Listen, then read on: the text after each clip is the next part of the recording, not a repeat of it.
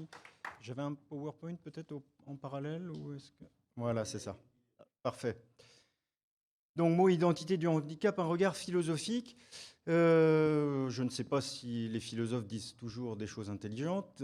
Souvent, ils parlent et ils partent de l'étymologie, ce qui va être donc notre premier point. Je ne sais pas si on peut passer au... J'utilise Azapet, c'est ça, voilà. Je vous l'indique ou c'est moi? La commande vocale. D'accord.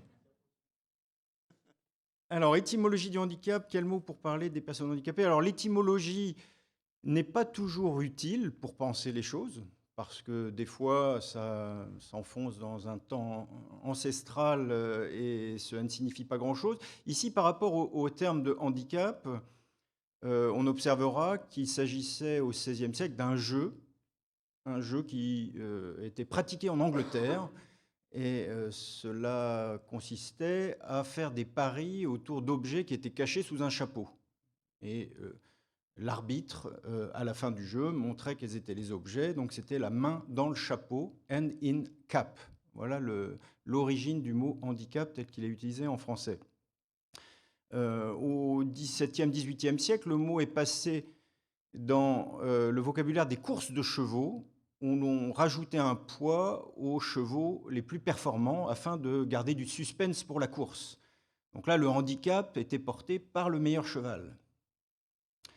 En parallèle, les personnes que l'on peut dire handicapées aujourd'hui étaient qualifiées d'invalides ou d'infirmes au XVIIIe, XIXe siècle. Il y avait eu les effets liés aux guerres.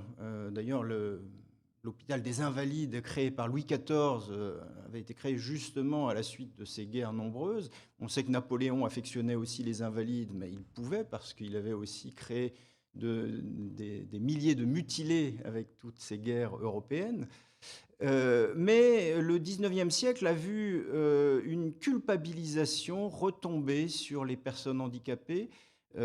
C'est un siècle où s'est développée la thématique de la dégénérescence, la peur pour l'espèce humaine qu'il y ait une dégénérescence. Et on accusait finalement les personnes handicapées ou d'être responsables de leur handicap par une imprudence durant leur vie, ou c'était l'effet des parents avec une inquiétude sur les déterminismes liés à l'alcool. On peut penser à des romanciers comme Zola qui théorisaient cette transmission déterministe via l'alcool. Et donc, on était passé à quelque chose de péjoratif. Il se trouve que le mot handicap n'existait pas et qu'il est apparu dans le dictionnaire de l'Académie française en 1917. C'est un néologisme. On pourrait se demander, tiens, pourquoi en 1917 il est utilisé en France pour qualifier des personnes, sachant que dans ce jeu de hasard que nous avons évoqué au départ, il n'y avait visiblement pas de rapport avec ce qui nous intéresse, si ce n'est l'idée de hasard. Et puis, bon, peut-être que voilà, le handicap est quelque chose qui nous arrive par hasard, mais surtout par rapport aux courses de chevaux et à l'idée de compensation, puisqu'on essayait de compenser pour laisser de l'intérêt à la course. Eh bien ici, la France va employer ce terme, ce néologisme, afin d'entrer dans l'ère de la compensation. Pourquoi? Parce que vraisemblablement, la guerre 14-18 fait quelque chose à l'affaire. Nous voyons des flopées de gueules cassées arriver, et là, on ne peut plus dire qu'ils sont responsables de leur situation. Ce sont des personnes dites valides qui sont parties à la guerre et qui reviennent invalides. Et pour cela, l'État estime avoir des devoirs. Et donc, on rentre dans l'ère de la compensation. Et le terme, ce néologisme de handicap, nous fait rentrer dans cet état d'esprit. Le paradoxe, c'est que lorsqu'on invente un terme en voulant positiver les choses, justement, pour remplacer invalide, qui était le terme usité, on s'aperçoit qu'au fur et à mesure des années, les aspects négatifs peuvent réapparaître et que les mots ne suffisent pas s'il n'y a pas de la pensée derrière. Et donc, dans les cours de récréation, les enfants peuvent être cruels entre eux et se traiter d'handicapés, et ça devient une insulte. D'où l'effort parfois de fabriquer, de vouloir, ou la prétention à vouloir fabriquer un mot positif.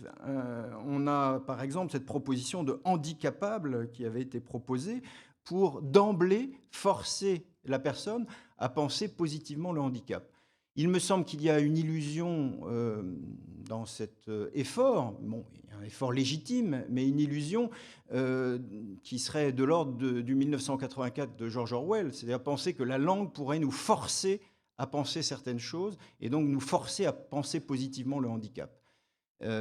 Essayons plutôt de mieux penser le handicap et nous aurons déjà fait un effort conséquent. Mieux penser le handicap, c'est déjà comprendre que, alors quand la loi de 1975 parlait de l'action en faveur des handicapés, a été de plus en plus employée la formule « personne handicapée » en lieu et place donc de handicapé tout court. Parler d'une personne handicapée plutôt que d'un handicapé, ça a l'air de rien, mais en même temps, vous êtes en train d'adjectiver le handicap. La personne est au centre des choses, et puis il se trouve qu'elle a un handicap, donc c'est quelque chose qui s'adjoint à elle.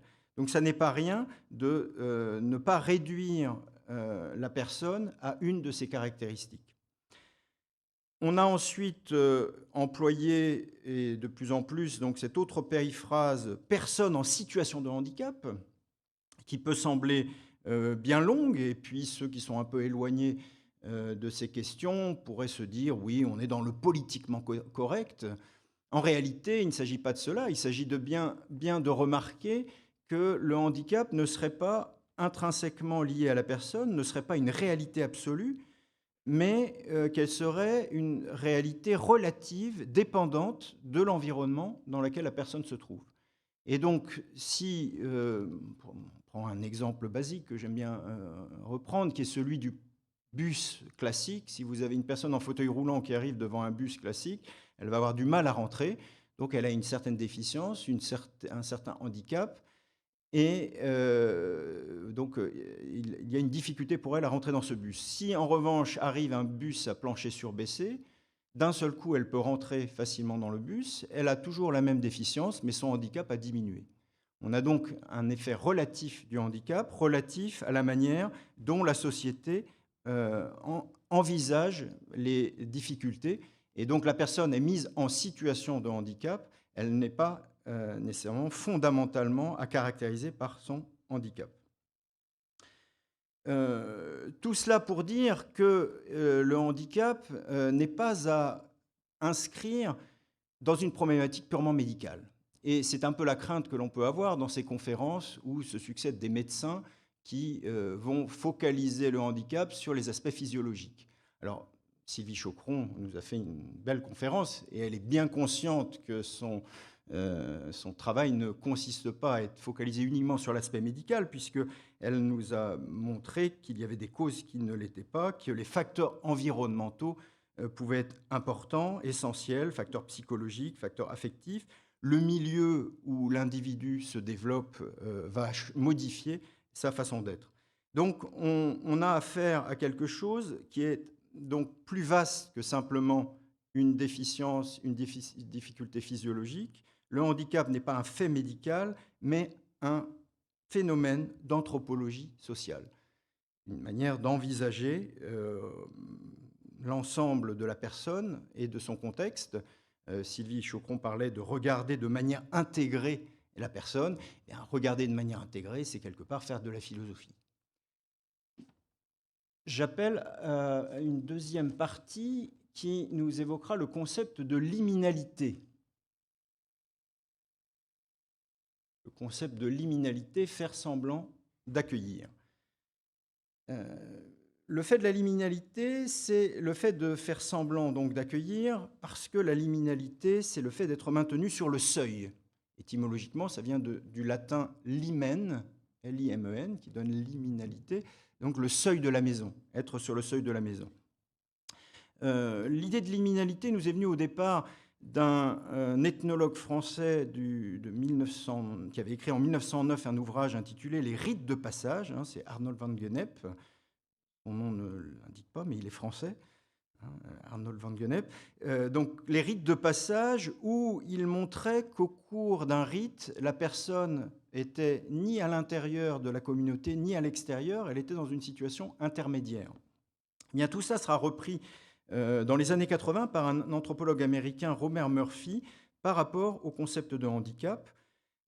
Et il nous montre que la personne handicapée est dans une phase entre l'isolement et l'inclusion. Les handicapés à long terme ne sont ni malades, ni en bonne santé, ni morts, ni pleinement vivants, ni en dehors de la société, ni tout à fait à l'intérieur. Et c'est cette situation-là particulière qui n'est pas une exclusion radicale, hein. Nous ne sommes pas, Dieu merci, dans une société du type de la société nazie, qui est dans l'exclusion absolue, mais nous ne sommes pas non plus dans une véritable inclusion. Et il y a toujours ce plafond de verre, cette impossibilité à avoir une vie qui soit tout à fait similaire aux possibilités des autres. Nous avons, avec le terme de handicap, des effets sur le destin d'un homme ou d'une femme, ce qui expliquera par rapport à la vie des entreprises la réticence à vouloir se déclarer personne handicapée. Dans une entreprise, bien des salariés pourraient le revendiquer et ils ne le font pas. Pourquoi ? Parce qu'ils auraient peur, pour reprendre le titre de mon ouvrage, de s'invalider eux-mêmes, au sens où cela peut donner bien sûr une compensation, mais cela les fait entrer en même temps dans un destin qui ne serait pas enviable, appartenir à une classe de parias. Et j'ai souvenir d'une entreprise où une des personnes avait dit « Bon, ma femme m'a dit, si tu te déclares invalide, si tu te déclares handicapé, je divorce. » Vous voyez, donc à quel point le mot lui-même peut peser sur la personne et que se déclarer handicapé, personne handicapée, peut relever d'un certain courage au niveau social. Je passe à mon troisième point. Un troisième mot, un obstacle face au handicap, l'empathie égocentrée. Donc ça, c'est un concept que j'ai développé dans mon ouvrage « La philosophie face au handicap », tout d'abord. L'empathie égocentrée, c'est le fait que les personnes dites valides ont une tendance à essayer de se mettre à la place de la personne handicapée, ce qui est tout à fait légitime et de bonne aloi, mais elles le font du point de vue de leur vécu de personnes valides. De ce fait, lorsqu'on voit une personne à qui il manque les deux bras, on va, en tant que personne valide, se dire « Oh, ça serait horrible si on me retirait les deux bras. J'aurais très mal si on me retirait les deux bras. Une vie sans bras, ça doit être horrible. » Donc, ce lien psychologique entre le handicap et l'idée d'une vie malheureuse, nécessairement. L'empathie consiste à se mettre à la place de la personne, mais en restant collé à notre propre vécu, c'est-à-dire le côté égocentré, empathie égocentrée. Cela va créer beaucoup de mécompréhension. Une empathie plus authentique consisterait à écouter davantage les personnes handicapées plutôt qu'à imaginer ce qu'elles vivent et ce qu'elles ressentent. Donc cela permettrait aussi d'envisager qu'une personne handicapée puisse être heureuse, ce qui pour certains semble une impossibilité, et on a bien des exemples de personnes dites valides qui sont bien malheureuses et de personnes handicapées qui peuvent avoir une vie tout à fait satisfaisante. Et Marcel Nuss, qui est quelqu'un d'assez rigolo, disait de cette façon-là qu'être handicapé ne l'avait jamais dérangé à proprement parler, alors qu'il a une apparence qui peut sembler assez effrayante, et il dit lui-même « je suis un choc visuel ». Et c'est un homme qui a beaucoup d'humour et qui aime la vie, mais ce sont des choses qui sont difficiles à penser quand on est enfermé dans cette focalisation sur le handicap visuellement ressenti. J'avance vite, quatrième point, pour reprendre cette idée que le handicap est un concept relatif. J'ai évoqué cette idée que la déficience et le handicap, ça n'était pas la même chose, avec l'exemple du bus. Et pour cela, j'aimerais reprendre aussi le titre d'un article de Bernard Mottez, qui date de 1977, qui s'intitulait « À s'obstiner contre les déficiences, on augmente souvent le handicap ». à s'obstiner contre les déficiences, on augmente souvent le handicap, hein. Contrairement à ce que le grand public imagine, déficience et handicap, ce n'est pas la même chose. Quand on est focalisé sur la déficience, c'est l'individu qui est responsable de ce qui lui arrive, ou en tout cas, c'est un problème strictement singulier, individuel. Lorsqu'en revanche, on envisage le handicap de manière globale, nous le pensons par rapport à un lieu physique qui peut produire le handicap. Et là, on pourra évoquer ces travaux effectués au Québec, hein, avec Patrick Fougerolas et ce processus de production du handicap où Patrick Fougerolas souligne bien à quel point la société construit, fabrique aussi les handicaps, les situations de handicap, et elle peut inverser les choses en justement faisant diminuer les situations de handicap. Il est intéressant de noter d'ailleurs dans une étude que la RATP avait commandée à un prestataire dans les années 1980, qu'après avoir interviewé des personnes handicapées, le prestataire avait conclu « Nous observons de leur part une fuite dans l'imaginaire avec des profils utopistes. Ils imaginent que le monde va se transformer pour eux. » Voilà ce qu'à la RATP, on avait conclu dans les années 80. Eh bien, oui, le monde peut se transformer et c'est le propre du fait de s'adapter aux singularités et de rendre l'existence viable pour tous. Mais méfions-nous de cette focalisation sur l'exigence de l'accessibilité physique, qui peut être aussi un travers de la loi 2005, de penser que le problème ne viendrait que de l'accessibilité. Je passe à mon 5e et dernier point, pour une accessibilité relationnelle. Donc effectivement, on l'a vu, hein, le handicap peut augmenter ou diminuer selon la manière dont il est techniquement entouré, mais cela est vrai aussi de l'attitude des hommes amenés à côtoyer les personnes en situation de handicap. Et je voudrais ici citer Annelise Chabert, qui repérait un défaut français dans la pensée de l'accessibilité et qui nous disait « Contrairement à des pays comme l'Allemagne, nous considérons en France qu'un ensemble est accessible à un fauteuil dès lors qu'il n'y a besoin d'aucune intervention humaine autre que celle de l'usager ou de celui qui l'accompagne et que la technique pourvoit seule aux besoins. Cette image de l'accès est très réductrice dans la mesure où le jour où la technologie est défaillante, l'accès devient impossible. L'accès n'est pas qu'une affaire de porte large, de logos aménagés ou de plans inclinés, c'est aussi une affaire humaine d'accueil et d'équipe. » Et elle citait à ce propos une situation où elle était arrivée à la piscine et où on lui avait dit « Non, madame, vous n'allez pas pouvoir nager parce que le bras articulé qui permet de vous descendre dans le bassin est en panne. » Et là, vous voyez une situation que d'aucuns diraient abracadabrantesque, où on rend impossible une activité parce que l'appareillage qui est censé être inclusif ne fonctionne pas, parce qu'on est focalisé sur de l'accessibilité physique, alors qu'il suffirait que le maître nageur, qui est un bonhomme assez costaud en général, porte Annelise jusqu'au bassin. Il va avoir à le faire une fois dans la journée.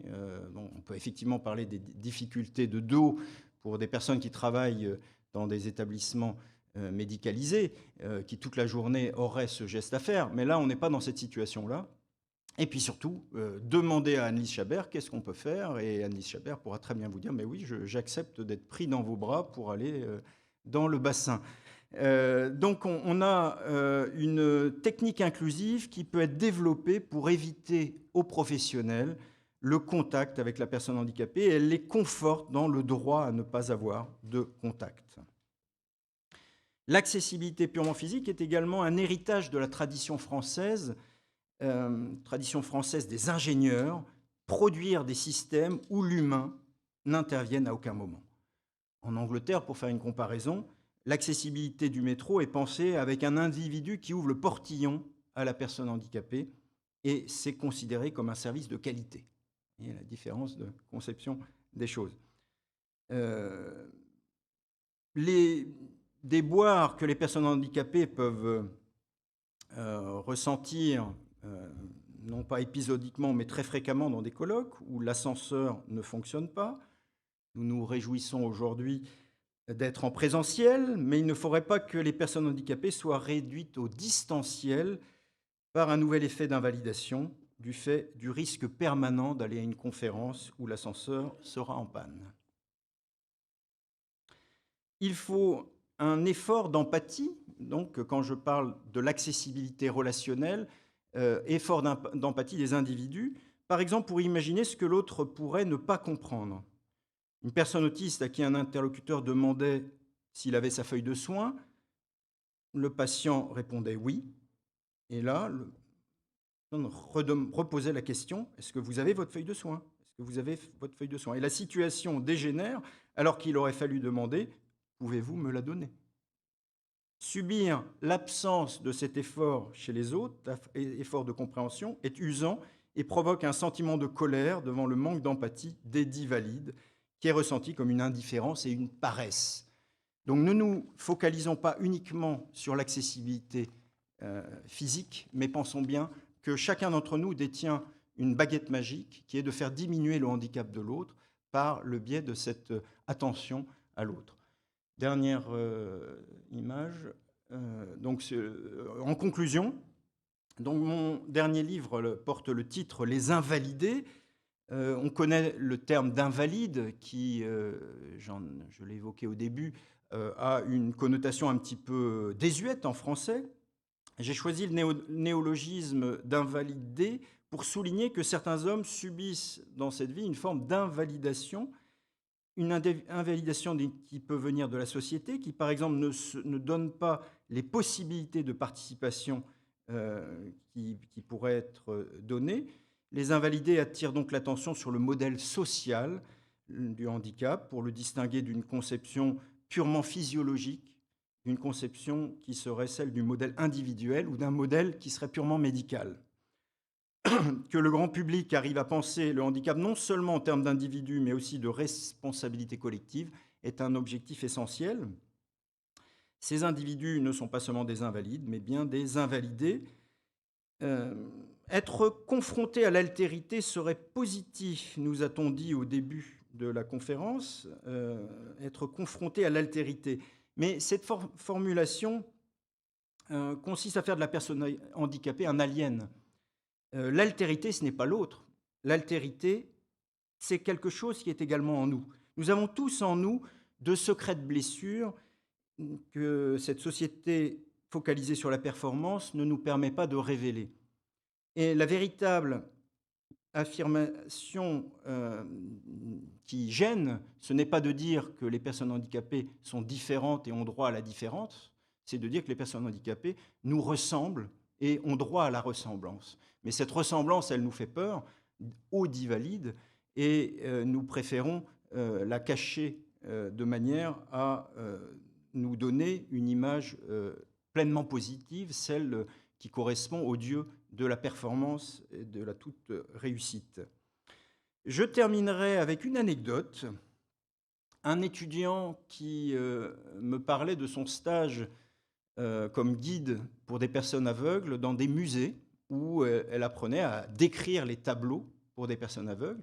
Et elle concluait en disant « c'est un peu bizarre parce que c'est en travaillant avec des personnes aveugles que j'ai appris à mieux voir ». Merci.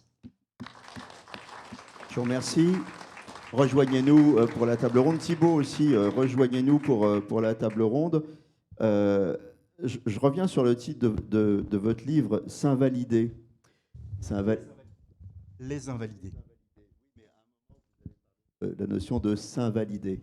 Et s'invalider, ça me fait penser à, dans cette société effectivement basée sur la performance, au fait qu'avec l'âge, et on va tous vieillir, des handicaps qu'on n'avait pas apparaissent, comme par exemple la perte d'audition. Et la perte d'audition, c'est révélateur du fait qu'on ne veut pas s'invalider parce que les gens ne portent pas de prothèses auditives, refusent de porter des prothèses auditives le plus longtemps possible parce que quand on est cadre supérieur dans une boîte, le jour où on met une prothèse auditive, on envoie un signal clair: je suis moins performant, je prends ma place dans le prochain plan social, et on ne veut pas s'invalider. Je voudrais avoir votre réaction là-dessus. Oui, bah, vous avez bien décrit le phénomène, hein, dans la vie d'entreprise, qui est une vie où il y a un objectif, des objectifs et des contraintes des objectifs de performance. Et il est difficile d'accepter de se donner un désavantage devant les autres, ce qui montre bien que se reconnaître comme personne handicapée serait un désavantage. Donc pouvoir l'assumer, c'est du courage, et puis surtout prouver ensuite qu'une personne handicapée apporte énormément à l'entreprise, et c'est ça la meilleure réponse à faire. Alors, vous avez dit aussi la société construit des situations de handicap. Je voudrais, ça fait écho à une conférence à laquelle j'ai assisté, et je voudrais partager ça avec vous. Ça fait écho à un concept qui est l'architecture invisible. L'architecture invisible, alors je vais vous donner un exemple qui va peut-être vous parler, Geoffrey. Je ne sais pas si vous êtes allé au Mucem à Marseille, mais alors le Mucem, il y a des escaliers qui sont très très longs, et puis il y a un chemin comme ça qui serpente dans les escaliers. C'est un très beau geste architectural. Et en fait, au lieu d'être un très beau geste architectural, c'était tout simplement la rampe d'accès. Et aujourd'hui, tout le monde prend cette rampe d'accès. Et voilà un exemple d'architecture invisible. C'est-à-dire que quand on arrive devant ce chemin, c'est pas stigmatisant. On ne dit pas, bon, bah, c'est la rampe d'accès pour les handis. Non, c'est un beau cheminement. Je citerai un autre exemple d'architecture invisible. Montpellier, par exemple, qui a des trams où tous les trams sont à hauteur. Donc là, on n'est pas mis en situation de handicap. Mais non seulement ils sont à hauteur, mais ils ont des couleurs différentes. Ce qui fait que pour des gens qui ont d'autres types de handicap, on n'est pas obligé de dire je prends le tram en citant la ligne ou en citant le numéro, mais on dit je prends le jaune, je prends le rouge. Donc voilà des exemples d'architecture invisible, très inclusive, et qui montrent que la société, elle peut aussi ne pas produire des situations de handicap et qu'en plus, ça ne coûte pas plus cher. Votre réaction, Geoffrey? Vous avez eu du mal à venir ici, vous? Attendez, on va vous donner un micro peut-être. Je ne sais pas, il n'a pas de micro, Geoffrey. Si, peut-être sur le côté. C'est terrible ça, un showman sans micro. Alors, en attendant qu'on vous donne un micro, on va... C'est Thibaut qui s'en occupe. Ah, c'est bon. Je C'est crois bon? que... Non, ça fonctionne. Ça y est, ça Excusez-moi. fonctionne. Pardon. Allez-y, Geoffrey. Alors, je vais rebondir un petit peu sur le terme d'accessibilité. C'est que, par expérience, j'ai pu aller au conservatoire prendre des cours de théâtre. Et je remarquais que les valides prenaient, comme vous dites, la rampe d'accès pour handicapés au lieu des marches. Et il faut avouer que les marches, c'est fatigant de lever les jambes et de pouvoir aussi plier les genoux pour aussi continuer à grimper au fur et à mesure. Donc, si tout en fait était accessible avec du plat, si je peux dire, ça rendrait beaucoup plus adapté aussi à la fois pour les valides et pour les personnes handicapées, parce qu'il ne faut pas non plus réduire aussi le handicap aux fauteuils roulants ou bien aux personnes ayant des déficiences visuelles, tout ça, mais aussi aux personnes âgées qui ont du mal aussi à s'adapter au niveau de leur physique. D'autre part, je crois que vous avez parlé, Monsieur Quentin, des invalides, donc du monument historique. Alors si je peux juste faire une petite parenthèse, alors je vous promets, ce n'est pas un coup de gueule, hein, mais j'ai pu visiter le monument des Invalides et malheureusement, il n'y a pas d'accès handicapé pour aller voir le tombeau de Napoléon. Je vous jure que c'est vrai. Et du coup, je plaignais la femme de ménage qui devait traîner son chariot dans les escaliers pour essayer de balayer au mieux les marches pour aller voir le tombeau de Napoléon. Et quand vous parliez, Monsieur Quentin, justement de l'empathie de la société, d'essayer d'avoir une aide aussi, malheureusement, les personnes qui étaient chargées d'indiquer le chemin pour les personnes non valides, eh bien, malheureusement, il n'y en avait pas beaucoup et c'était une Anglaise qui était obligée de nous aider à transporter le fauteuil pour aller voir le tombeau de Napoléon. Donc, en fait, cette société inclusive, il y a eu beaucoup d'efforts de fait aujourd'hui. Et je pense qu'il y a encore pas mal de chemin pour aussi essayer de rendre le plus adapté à tous et de rendre le plus accessible aussi à toute personne qui souhaiterait avoir accès à la culture ou bien à d'autres systèmes qui existent dans notre société. Alors, merci pour cette remarque. Moi, j'ai une question à vous poser. Quand vous avez parlé d'accessibilité relationnelle, Bertrand Cantat, et que vous citiez le maître nageur, hein, il ne faut pas oublier qu'on est dans un monde juridique aussi. Et ce maître nageur, peut-être qu'il n'a pas le droit de porter la personne. Alors, Et le ça, c'est une juridique réponse assez classique, mais- pose beaucoup de barrières, en fait. Oui, mais les aspects juridiques sont des prétextes bien souvent. Ça vous permet de faire ce que vous voulez. Selon la situation, vous accepterez le prétexte ou pas. Mais là, en l'occurrence, ce n'est absolument pas un interdit, ce n'est absolument pas une réglementation de ne pas faire. Ce qu'il faut par contre faire, c'est demander à Anne-Lise, est-ce que ça pose problème Ouais. si je vous porte? Je vous Parce parle. qu'effectivement, vous pouvez avoir des personnes pour qui le corps a des difficultés telles ou des problèmes tels que vous allez lui faire mal en le portant. Mais il suffit de le demander. Mais là, c'est le problème de la communication qui est fondamental au départ. Alors, on va revenir maintenant, on va rentrer dans le vif du sujet de la table ronde. Donc, la table ronde, c'est dire ce que les mots font aux patients. Donc, on va revenir sur les thèmes suivants. Le diagnostic, on en a déjà parlé un petit peu avec Sylvie Chocron, le diagnostic libérateur, la portée des mots, les conséquences de la qualification d'handicapé et l'identité d'handicapé et aussi ce qu'il y a derrière les mots. Donc je vous propose de balayer tout ça. En premier, le diagnostic, est-ce qu'il est libérateur? Et je sais que quand on a préparé l'émission, Thibault Langlois, vous avez dit à un moment, oui, moi, le diagnostic, ça m'a libéré. Je dis l'émission, c'est le plateau, c'est l'habitude de dire l'émission. Ça m'a libéré. En tout cas, c'est une verbalisation qui m'a permis de passer un moment difficile. Parce que un handicap peut se voir directement à première vue, il peut aussi être invisible. Bon, pour ma part, il s'agit d'un handicap invisible. Dès mon enfance, j'ai rencontré des problèmes relationnels, difficultés à socialiser, des comportements un peu bizarres, des troubles psychomoteurs aussi. Par exemple, monter un escalier compliqué, descendre surtout, entre autres. J'ai vécu avec ça bon an, mal an, je me suis développé.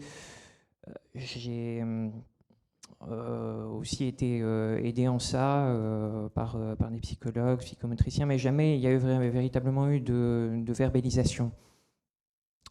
J'ai toujours été considéré comme pleinement apte, même si j'ai toujours eu conscience qu'il y avait quelque chose qui coinçait. Et notamment lorsque j'ai atteint l'adolescence, que je me suis engagé dans des études supérieures, je me suis dit, si je passe ma vie enfermé, reclus dans une chambre, ça peut durer longtemps comme ça et je ne vais pas en faire grand-chose de mon existence. Donc j'ai consciemment fait l'effort d'aller vers les autres, de me faire un peu violence, de m'adapter un peu, et j'ai plus ou moins réussi à m'intégrer, à évoluer, à progresser scolairement aussi, parce que ça n'a pas été de soi, et tout allait plus ou moins bien jusqu'à un moment un peu traumatique, un licenciement en fait.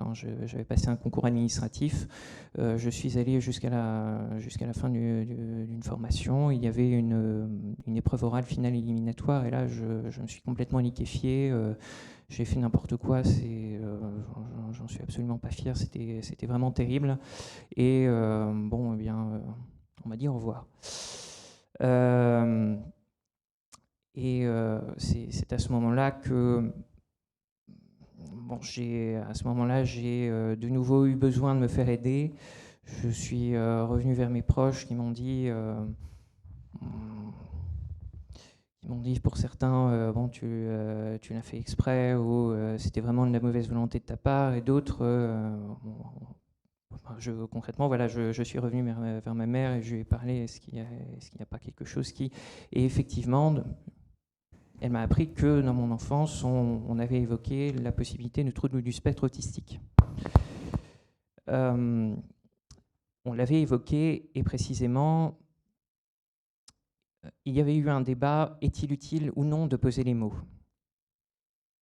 Et on y avait répondu par la négative, en considérant que ça pourrait m'enfermer dans une case, celle de la personne à problème, avec un risque de stigmatisation. Ça a été un choix pour ses bons aspects, puisque j'ai été considéré toujours comme pleinement apte, et pour ses moins bons aspects, puisque ça contribue aussi à mettre certaines choses sous le tapis, ce qui aboutit à une situation, voilà, une très mauvaise passe personnelle et professionnelle. Donc, je me suis engagé sur un chemin de diagnostic qui aboutit justement à ce diagnostic de troubles du spectre autistique. Et à partir de ça, donc, bon, voilà, j'ai pu réintégrer l'administration. Ça représentait pour moi un point d'appui qui m'a permis de progresser et d'aller plus loin, sachant que c'est aussi posé cette question de cette qualification de handicap, cette qualité de personne handicapée. Qu'est-ce que j'en fais? Est-ce que je la brandis en étendard? Est-ce que je la pose d'emblée comme un élément important de mon identité, éventuellement de la reconstruction de mon identité, ou pas? Est-ce que je continue de la mettre de côté? Je préférais choisir une voie médiane, c'est-à-dire ne pas me présenter spontanément comme une personne handicapée, mais à partir du moment où le contact est enclenché, on voit, où la personne, assez souvent, s'aperçoit qu'il y a des petits tics, des petites manies. On va revenir après sur l'identité de la personne handicapée, mais là pour l'instant on va rester sur le diagnostic libérateur. Diagnostic, il est libérateur aussi. Vous avez évoqué votre maman, il est aussi libérateur pour les mamans. Et là je vais vous donner la parole, Géraldine Toledano, vous êtes médiatrice familiale. Les mamans, elles ont besoin aussi qu'on pose des mots. Ça a dû la libérer, la maman de Thibaut, quand on a dit, bon, voilà, il a un problème, trouble autistique, et visiblement, elle n'osait pas lui dire, ou enfin, il y avait un non-dit dans la famille. Ça fonctionne, bonjour. Oui, ça fonctionne. Donc, je vous expliquerai peut-être un petit peu plus tard en quoi consiste la médiation familiale, mais précisément, effectivement, dans cette situation, en médiation, on vient accueillir les membres d'une même famille, puisque c'est un processus volontaire, donc il faut qu'effectivement, ce soit les parents, l'enfant, enfin toute personne concernée dans la famille qui puisse avoir envie d'engager ce processus.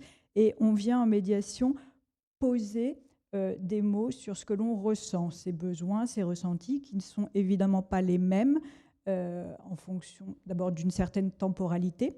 Donc, Madame Chocron le disait tout à l'heure, il y a l'annonce du diagnostic, il y a la pose du diagnostic et il y a l'acceptation de ce diagnostic. Et évidemment, cette temporalité peut être différente pour les membres d'une même famille. Donc, le fait de venir ensemble discuter de ces appréhensions différentes, de cette acceptation différente est fondamentale, puisqu'on va mettre des mots, on va exprimer comment on appréhende cette situation à des moments différents. Donc là, on le voit dans le cas de M. Langlois, il n'était pas indispensable pour sa maman de poser les mots et le diagnostic au moment de son enfance, mais peut-être que cela aurait été intéressant de pouvoir en discuter avec lui dans cet espace pour savoir quel était son besoin à lui à cette date. Et peut-être que l'expression de ses ressentis aurait permis une acceptation différente. Monsieur Quentin, tout à l'heure, a commencé son exposé en parlant, en expliquant l'étymologie du terme handicap, le jeu de hasard. Donc, on a énormément de situations en médiation où les gens viennent nous dire pourquoi nous. Donc, cette question d'acceptation et de ce hasard, puisque le handicap peut arriver à tout moment, à la naissance, mais aussi au cours de la vie, suite à des accidents. Et cette question de pourquoi nous, de cette acceptation, est vraiment prégnante et a besoin de pouvoir s'exprimer. Et donc l'espace de médiation en présence des membres d'une même famille, de cette cellule familiale, permet de réfléchir à ce décalage et à cette temporalité différente sur ce moment de l'acceptation. Alors, il y a un parcours, et Louis Bertrand, quand on s'est parlé, on a évoqué ce parcours, justement, parcours, temporalité. Et le parcours, globalement, il y a un diagnostic. Derrière, est-ce qu'il y a une réponse? Est-ce qu'il y a des soins? Est-ce qu'il y a des équipements? Est-ce qu'il y a une thérapie? Et derrière, il y a une acceptation de tout ça.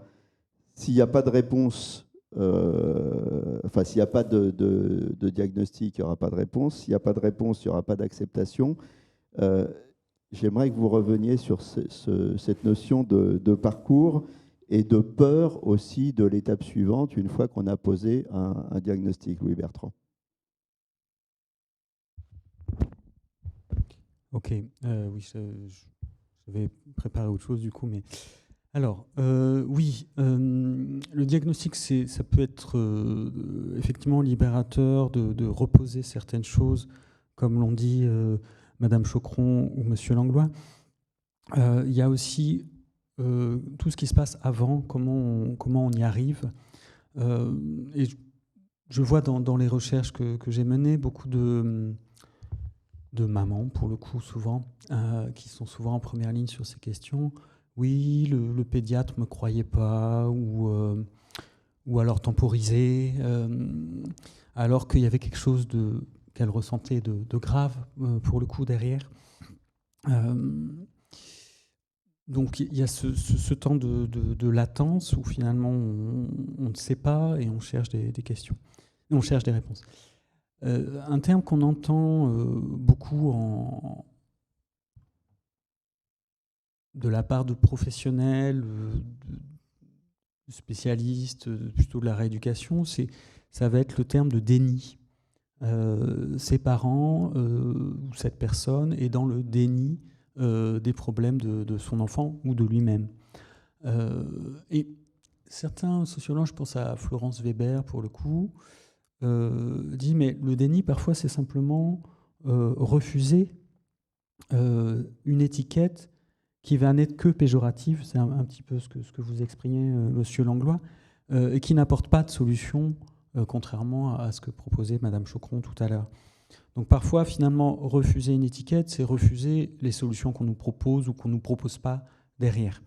Je pense par exemple à une petite fille dans une recherche que je faisais sur les handicaps rares, que ses parents voyaient comme d'abord sourde et qui très probablement avait des problèmes d'attention et d'hyperactivité derrière que les parents ne voulaient pas voir parce que c'était plus une condamnation qu'une libération. Quand arrive le centre ressources handicap rares Robert Laplane à Paris, qui arrive à discerner via des tests neuropsychologiques notamment et à décrire les problèmes de cette petite fille et surtout à trouver des moyens de pallier à ces problèmes, là les parents ont dit « Ah oui, il y avait peut-être autre chose que la surdité ». Mais c'était une fois qu'il n'y avait pas le diagnostic sec, disons, mais qu'on a pu proposer des rééducations derrière. Voilà, Bertrand, je m'y perds parce que j'ai deux Bertrand. J'ai oui, Louis Bertrand et Bertrand. c'est le prénom. Donc Bertrand Quentin, aussi, vous sur cet Moi j'ai un enchaînement- handicap qui est d'avoir un nom-prénom et toute ma vie on inverse les deux. Oui, oui. Moi j'ai c'est le pas même, très mais dans grave, l'autre hein, sens. Parce que... Et vous savez ce qu'on dit sur les gens qui Ah ont, oui, bah oui. sur les gens qui ont Ah deux bon. prénoms, en général c'est Louis-Georges, enfin bon, c'est des gens dangereux. Bertrand Quentin, sur cet enchaînement diagnostic, réponse, acceptation. Alors, bon, partons toujours de l'idée qu'il n'y a pas un handicap, il y a des handicaps, des situations de handicap. Donc, les situations peuvent être tellement variées que la phrase que l'on va prononcer sera inopérante pour beaucoup de cas ou pourra l'être pour certains. Donc, comme on l'a dit ce matin, il y a des situations où le diagnostic libère et il y a des situations où le diagnostic enferme, notamment quand le diagnostic est erroné, mais aussi quand le diagnostic ne permet pas d'apporter quoi que ce soit de nouveau, si ce n'est d'être enfermé dans une case et donc d'être étiqueté. Et une société où on étiquette les gens, c'est pas une société où il y a du mouvement, du dynamisme et du mouvement interne entre les personnes. Donc là, je réponds un peu par une pirouette, mais ce n'est pas une pirouette au sens où les situations seront variées et il faut avoir l'intelligence de se rendre compte dans quelle situation on se trouve. La portée des mots. Alors, il y a des mots qui peuvent faire mal. Hein, il y a des mots qui condamnent aussi. Est-ce que, et là, je vais interpeller la salle ou éventuellement les gens à distance, est-ce que, selon vous, il y a un problème de formation des professions médicales? Est-ce que vous avez rencontré des situations où vous vous êtes dit, mais pourquoi on me jette ça à la figure? Ou pas? Si, alors, ici.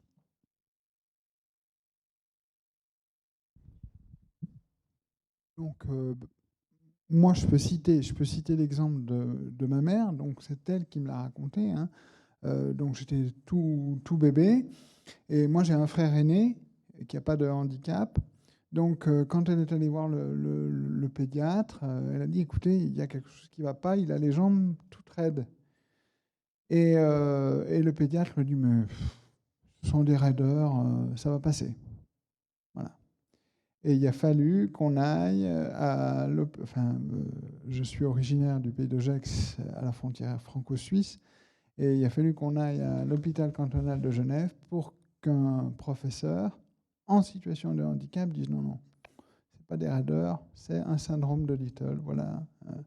Et c'est lui qui a posé le diagnostic et qui a dit non, ça va pas passer, c'est ça. Bon, alors j'ai fait plusieurs tests dont je ne me rappelle pas, hein, mais voilà. Et c'est vrai que poser un diagnostic, c'est toujours extrêmement libérateur, comme on le dit depuis le début de la matinée.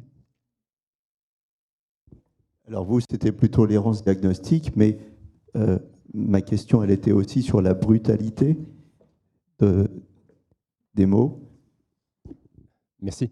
Je suis le papa de Geoffrey. Alors, au moment de l'accident qui est survenu en mars 1996, un accident de la circulation est subi. Geoffrey avait 13 mois. Quand il est devenu handicapé, c'est nous qui l'avons pris dans la figure, la voiture et le diagnostic. Alors, ça n'a pas été un diagnostic libéré, enfin qui nous a libérés, ça nous a plutôt emprisonnés, parce qu'on venait du monde valide. Et quand on nous apprend que l'enfant va rester handicapé, forcément, il y a cette période qui va être difficile à passer, c'est le deuil. C'est ce qu'on nous a appris aussi. Ce n'est pas du déni quand on se dit « non mais attendez, il va peut-être bouger un orteil, demain ça ira mieux ». On a toujours vécu pendant des années avec l'espoir que Geoffrey en marche.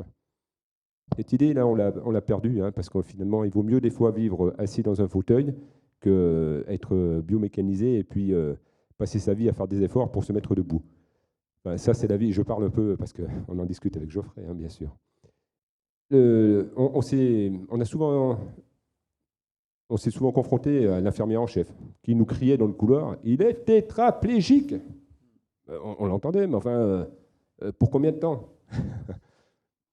Et en fin de compte, quand on était opposé un peu, parce que tout n'est pas rose, que ce soit à Garches ou dans d'autres établissements hospitaliers, mais quand on est exposé à des escarres qui se forment parce que pas de manutention régulière, toutes les 2 heures, il faut retourner pour éviter qu'il y ait des points d'appui, qu'on est confronté à des interventions chirurgicales pour remédier à des problèmes que l'hôpital a créés, quand ce n'est pas des maladies nosocomiales. Et on nous envoie vers le psychologue. Et quand on voit le psychologue, on se dit, ouais, mais est-ce qu'on peut en dire autant aux médecins? Voilà. Alors, je ne veux pas déraper trop sur le principe du sujet, mais voilà, c'était mon petit témoignage. Alors moi, j'ai un petit commentaire quand même. Il y avait une autre réaction après, hein, je ne sais plus. Bon, j'avais un commentaire. Vous n'avez pas dit l'acceptation, vous avez dit on a fait le deuil. Et donc, ça renvoie à ce que disait Bertrand Cantin tout à l'heure sur le fait qu'on associe en fait handicap avec une vie malheureuse. Ça renvoie un petit peu à ça, non? Oui, c'est vrai. Et dans tous les cas, d'emblée, on a réagi de façon positive, avec l'espoir que Geoffrey marche. Et quand on parle de deuil, c'est pas un mot, effectivement, de dire j'abandonne ma vie d'avant, quoi, hein, j'en fais le deuil et puis je passe à autre chose. C'est de s'adapter surtout à la nouvelle vie, à ce qui va nous attendre, à affronter le futur avec envie. Ce que fait Geoffrey aujourd'hui, puisqu'il fait ses spectacles d'humour. Donc on parle du handicap avec de la joie. Avec de l'humour. Qui voulait réagir? Bah, vous pouvez, oui, bien sûr, allez-y. J'ai un chauffeur de salle, là. Voilà. Et vous ne serez pas payé. Chauffeur de salle, c'est bénévole. Et il y avait quelqu'un d'autre qui voulait réagir. Alors, attendez, je vais essayer de venir juste ici devant. Il y a une personne qui a un micro. Elle a déjà le micro en plus. Où ça? Devant nous. Non, c'est simplement pour l'annonce du diagnostic. Effectivement, la façon dont c'est fait, ça change tout. Pour mon fils, on a eu 2 annonces et deux réactions totalement différentes. Et il y a une fois où il n'était pas présent, enfin, comme si ce n'était pas important pour lui, et l'autre fois où il était présent, quand on lui a annoncé l'autisme, enfin, un diagnostic d'autisme, et sa réaction était positive. Alors que quand c'est nous qui avons dû lui annoncer le premier diagnostic, alors qu'il n'était pas là, il n'a pas compris, donc il a très mal accepté. Donc il est très important que l'enfant soit là et soit associé au diagnostic. Madame, devant? Oui. C'est pas terrible, là, le chauffeur de salle, hein, ça n'a pas pris. Hein. Allez-y. Oui, moi, c'est l'annonce du handicap. Donc, je suis maman d'une jeune femme trisomique de 36 ans. Et effectivement, il y a des médecins, pédiatres ou autres qui devraient avoir des formations, ou je ne sais pas comment on peut appeler ça, parce qu'on nous a dit, voilà, votre fille est trisomique, vous ne ferez pas grand-chose et vous voulez en voir d'autres. Bon, et ben voilà. Donc, quand on pose des questions après, on nous dit, mais vous verrez bien plus tard. Et je rejoins un petit peu aussi le papa de Geoffrey par rapport au psychologue. Quand on dérape du côté, entre guillemets, de la normalité pour nos enfants en situation de handicap, on nous dit qu'on n'est pas conscient, qu'on refuse, qu'on est dans le déni. Et alors qu'en tant que parents, je trouve qu'on a notre première place pour, même si on voudrait bien que ça se passe autrement, que nos enfants aient autre chose, ne soient pas dans cette situation-là, même si ça ne nous empêche pas d'être réalistes et de faire le fait qu'ils vivent dans une vie ordinaire. Et pour chasser, et moi je suis du fait qu'il faudrait chasser ce mot handicap, et ma fille serait là, elle a l'habitude de venir, là elle n'est pas là, mais son seul souhait c'est qu'on ne la prenne plus pour une handicapée, parce qu'elle me dit l'handicap, on me dit que je suis handicapée, moi ça me fait faire des cauchemars et j'en ai marre. Voilà pour la petite histoire.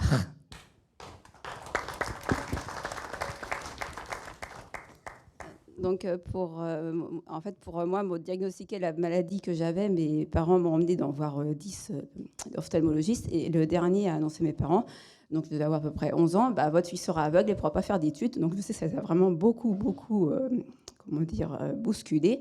Et ils ont dit, on va tout faire pour faire l'inverse. Et j'étais en intégration scolaire tout le temps, voilà, pour pouvoir prouver, si on peut dire de toute façon, que l'annonce qu'avait fait l'ophtalmologiste à l'époque était... brutal, mais je pense qu'il ne connaissait pas du tout. En fait, pour lui, quand il avait des gens qui venaient dans son cabinet, il pouvait corriger leurs défauts visuels en leur prescrivant des lunettes, et ça allait. Et quand la baisse vision, il ne connaissait pas du tout. Et il a eu une annonce, je ne sais pas si c'était projeté peut-être en tant que père, ou voilà, allez mettre vos enfants dans une école spécialisée, et puis voilà, ils seront bien. Et voilà.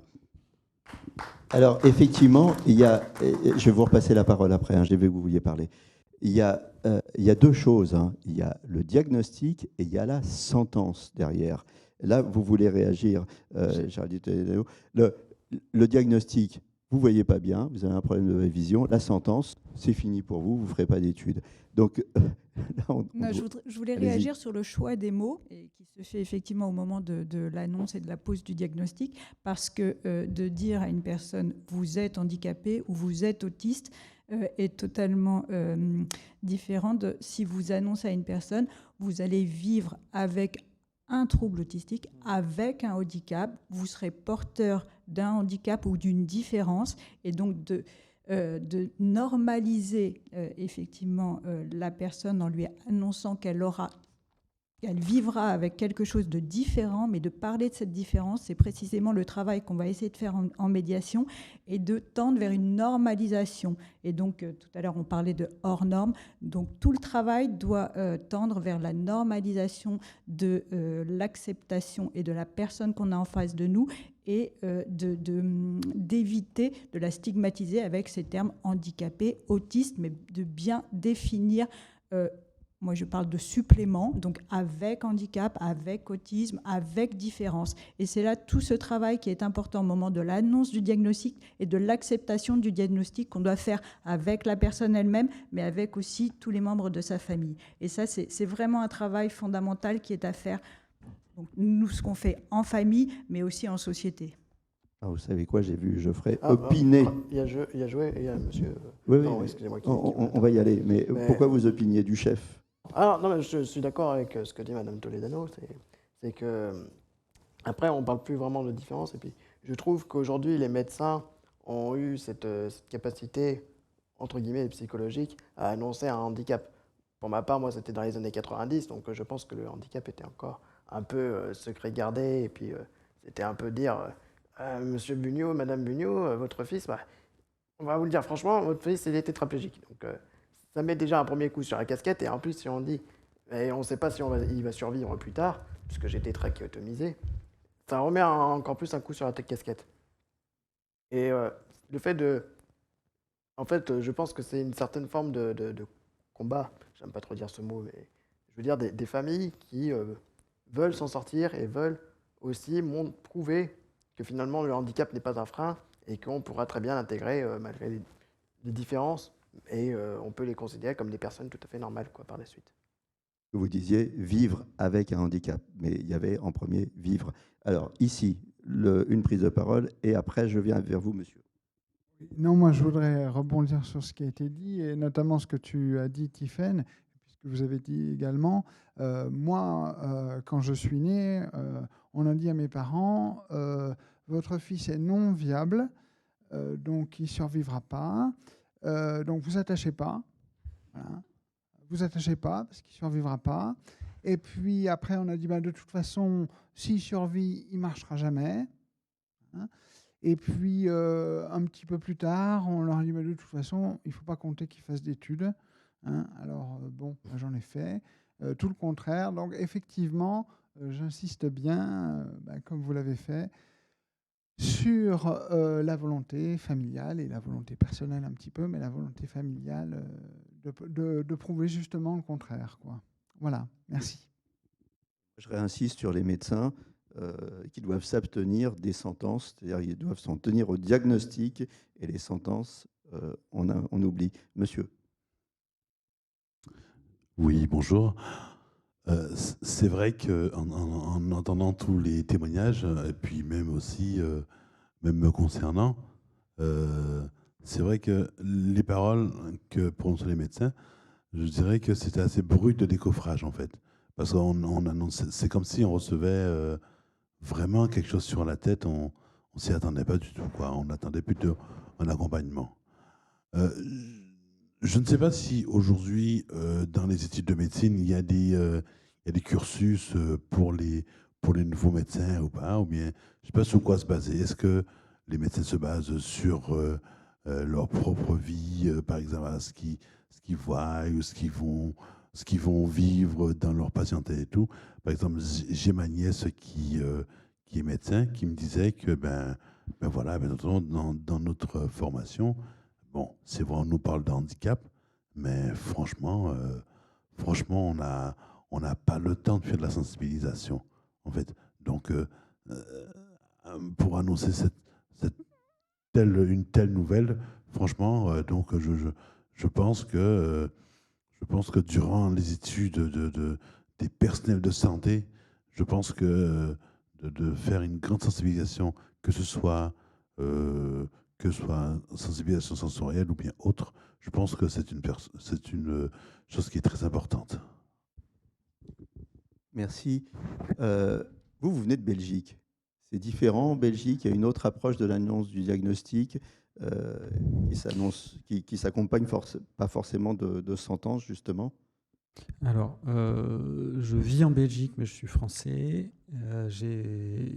Mais je sais qu'il y a au moins un groupe de travail à Bruxelles qui intervient, par exemple, auprès des psychologues, puisque ma compagne reprend des études en psychologie. Il y a un groupe de travail sur l'annonce du handicap, oui. Donc, il y a probablement des choses qui se font différemment. Toute la difficulté, en fait, quand on est face à des adultes comme vous ou des parents de personnes adultes ou jeunes adultes, c'est qu'on remonte le temps. On est en train de parler des années 80, 90.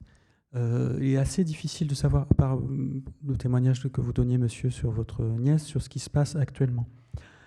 Après, dans les personnes que j'ai pu rencontrer comme sociologue, je trouve qu'il y a souvent beaucoup de rancœur envers les médecins, notamment avec tous ces médecins qui ont été un peu lénifiants en disant « mais ma pauvre madame, mon pauvre monsieur, ça va s'arranger, c'est juste une raideur » ou « ah bah oui, il est un peu agité, mais ça va passer ». Et j'aimerais bien entendre des pédiatres en fait là-dessus, parce qu'ils ne sont jamais là. Donc on n'a que les biais en fait, de gens qui effectivement à la fin ont un handicap, mais il y a combien de jeunes parents, vous en avez probablement dans votre entourage, des jeunes parents stressés pour un rien, et je pense que 80% du boulot des pédiatres, c'est de rassurer les parents. Et dans 80% des cas, c'est OK en fait. C'est-à-dire que oui, il y a des petits problèmes, mais ça va passer. Et ça passe. Alors, il reste toujours les gens pour qui ça ne passe pas, et pour qui c'était plus grave que ce que pensait le pédiatre. Et je trouvais très intéressant ce que disait Madame Chocron tout à l'heure, d'avoir un guide de repérage de troubles du neurodéveloppement à destination des médecins. Encore faut-il que ces gens s'en emparent dans les conditions de travail qui sont les leurs. Donc,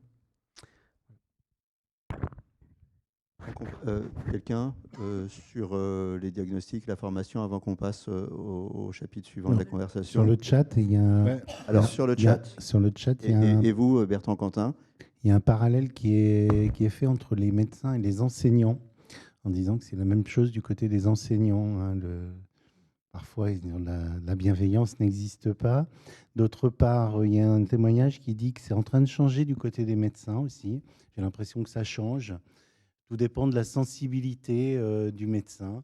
Une autre personne qui dit « je ne supporte pas le mot handicap », parce que ce qui était dit, je préfère parler de maladie ou porteur de... voilà. Alors, ce qui nous amène à la transition, Bertrand, allez-y. Oui, il y a cet effet d'expérience personnelle qui est dans l'enseignement, par exemple, les professeurs de philosophie, en France en particulier, on en a un en terminale, pour la plupart d'entre nous. Et si on a eu un mauvais prof de philo toute sa vie, on va dire « oh, les profs de philo, c'est nul, etc. » Si on en a eu un bon, on va dire « ah, c'est chouette la philo, etc. » Pour les médecins, c'est un peu pareil. Si vous êtes tombé sur un médecin qui était inhumain, qui profère des phrases sans réfléchir, ça va faire du mal à beaucoup de personnes. Et puis, vous avez le médecin qui, lui, est plein d'humanité, qui va aussi rendre des milliers de familles plus heureuses avec ce qu'elles ont. Par rapport à la formation, malheureusement, quand on dit les choses changent pour les médecins, je ne suis pas tout à fait aussi optimiste. La formation, elle a tendance à focaliser sur le technique. Et la médecine d'aujourd'hui est de plus en plus spécialisée, de plus en plus vaste. Il y a des tonnes de connaissances à apprendre. Et donc, les médecins sont plutôt habitués à être focalisés sur un organe, sur une déficience, et pas à avoir des enseignements de culture et sciences humaines, ce qui leur serait très utile pour avoir une compréhension, qu'on dira, holistique de l'être humain, c'est-à-dire globale, ce que Sylvie Chocron indiquait, en disant qu'il faut penser à l'environnement du patient, la société dans laquelle il est, la culture qui est la sienne, et qui modifie énormément l'aspect purement physiologique. Et cet aspect-là manque en France, indéniablement. Je pense que ça n'est pas qu'en France, puisqu'il y a cette vulgate médicale qui est aussi l'envers d'une médecine très performante. Hein. On a une médecine très performante, il faut le souligner, mais qui a ses ratés humains. On aura toujours des médecins qui auront une intelligence et une humanité qui est de leur propre chef, mais pas de la formation qui leur a été donnée. Alors, j'aimerais qu'on ait le temps d'aborder les points qui suivent, qui sont la conséquence de la qualification de handicapé, l'identité du handicapé, et puis le dernier chapitre, derrière les mots. Conséquence de la qualification de handicapé. Alors, définition, incapacité d'une personne à vivre, à agir dans son environnement en raison de déficiences physiques, mentales ou sensorielles. Ce qui caractérise et ce qui crée aujourd'hui la situation de handicap, c'est un environnement inadapté et non plus une déficience en elle-même. C'est pourquoi on parle de personnes en situation de handicap et non de handicapés. C'est ce que vous aviez dit tout à l'heure, je le rappelle. Donc, qu'est-ce que vous pensez, vous, par exemple, Geoffrey, de ça?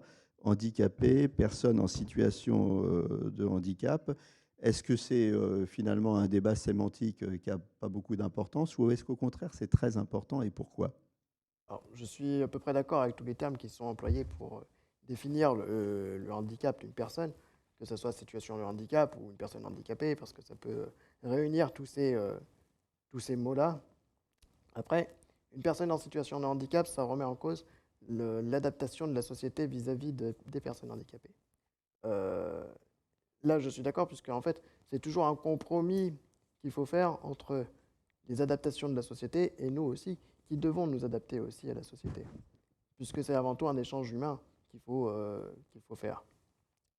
Après, pour ma part, je me caractérise toujours comme un handicapé. Je ne dis même pas une personne handicapée, ou je dis je suis un handicapé, parce que j'ai grandi aussi depuis le jeune âge de cette manière-là, avec mon handicap, et d'autres personnes, par contre, subissent le handicap une fois à l'âge adulte. Qui est là beaucoup plus compliqué en termes d'acceptation, je pense.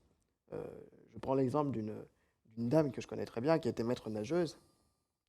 Et lors d'un voyage organisé, elle était en Inde et elle a eu un accident de bus. Elle avait le bras à l'extérieur de la vitre. Le bus s'est retourné, le bras est resté sur la route. Et puis, elle a mis beaucoup de temps à accepter son handicap. Ça fait maintenant une dizaine d'années qu'elle a un membre en moins. Et moi, par plaisanterie, je lui dis, écoute Annick, peut-être que finalement ce voyage, ça t'a coûté un bras, mais finalement, ça t'a aidé à rencontrer d'autres personnes qui t'aident aussi à accepter son handicap. Elle me dit, c'est vrai. Je me suis rendu compte que des personnes avec qui j'étais très lié m'enfermaient presque à mon handicap, et des personnes que je ne connaissais pas m'ont élevé à mieux m'inclure dans cette société. Et en fait, tout ça, c'est quand on parle de handicap, c'est pas à cause de nous à proprement parler, ou ça peut être aussi à cause de nous, mais c'est avant tout l'environnement avec lequel on se crée qui permet de mieux surmonter aussi le handicap. Que ce soit amis, famille, des personnes qu'on ne connaît pas. Et c'est ce qui permet aujourd'hui de mieux surmonter le handicap. Oui. Et d'accepter aussi le terme handicap ou pas. Est-ce qu'il y a quelqu'un qui veut réagir sur la qualification de handicapé, personne en situation de handicap ou handicapé? Madame, je vais venir vous rejoindre.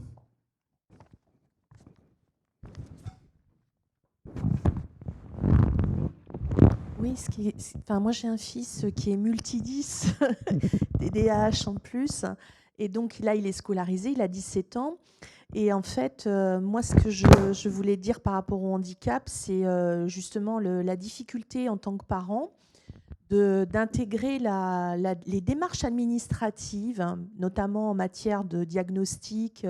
C'est très compliqué, il n'y a pas vraiment d'étayage. Bon, après, si vous êtes sur la région parisienne, mais je pense beaucoup aux gens qui sont dans les DOM ou dans les DROM, sachant que quand vous êtes aux Antilles, pour avoir un bilan ou un diagnostic, c'est pas évident. Déjà en France, c'est pas facile. Et notamment pour les médecins, par rapport au déni, justement, moi j'ai eu le cas, donc je suis avec un mariage, je suis française d'origine, mon mari est d'origine algérienne. Et première chose qu'on nous a dit, notamment à comment on appelle ça, Sainte-Anne, quand on a essayé de diagnostiquer la problématique de neurodéveloppement de mon fils tout petit, sachant que c'est très compliqué, c'est un point que j'ai fait remonter auprès de la mission handicap, c'est-à-dire qu'entre le moment où vous essayez, bon, quand il y a un accident, il y a un constat entre guillemets physiologique, mais la notion d'enfant handicapé entre le moment où il rentre à l'école, de la crèche jusqu'à l'école primaire, jusqu'à 7 ans, il n'y a pas de diagnostic de handicap. C'est très très compliqué qu'un médecin ou une équipe pluridisciplinaire vous diagnostique. Donc vous, en tant qu'étiqueté, agent dans l'administration ou travailleur ou dans n'importe quelle société, quand vous êtes parent d'enfants handicapés, il faut attendre l'âge de 7 ans, souvent, sauf quand il y a vraiment des très très gros handicaps au-dessus de 80%.